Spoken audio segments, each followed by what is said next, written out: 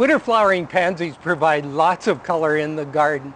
And you know, there's several places where you can use them. They're especially nice in containers, in window boxes, or in bed plantings. Now I'm going to use them here with the lighter colors. But notice here all the different colors that they come in. And some of them with faces that are very, very attractive. I prefer, to be honest with you, the lighter colors. These dark ones, for example, are very often lost with the soil as a background, particularly during cloudy, dark days, whereas the light ones really stand up nicely. So some of the best ones would be the light creamy yellows like that, probably even an orange because of its light color. The combinations of the blues are really very nice. And then look at this one. This is a very small flowering variety. And look at how many flowers there are, for example, as compared to this one here. So you want to consider that as really an outstanding attribute of using the small flowering varieties. They're very, very prolific. And as you can see, they're very bushy and compact in their growth habit too. And they'll take temperatures colder, by the way, than the normal winter flowering pansies. Now the key with them, as with these, is that when a flower dies back, you always pick the flower off.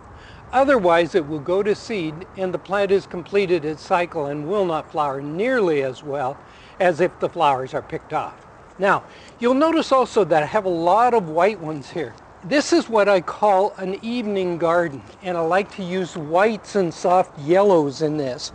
And what I would do is to plant, for example, a white flowering pansy there, probably one right in here, another one over in here, and one or two back in here, keeping in mind always that as these grow, of course, they're going to get much, much larger, aren't they?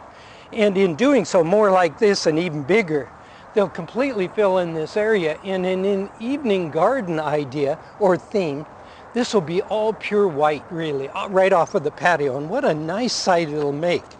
So let me show you basically how to plant these as well. I think I'd even put one in here. Let's plant this one up front here that you can see a little bit better. This is already in rich soil, so I'll dig a little hole and take the plant out of the container. And you can see the root system isn't too compacted, but we'll still nevertheless loosen it just a little tiny bit. Put the most flowers forward like so, and then I'll pull in the surrounding soil.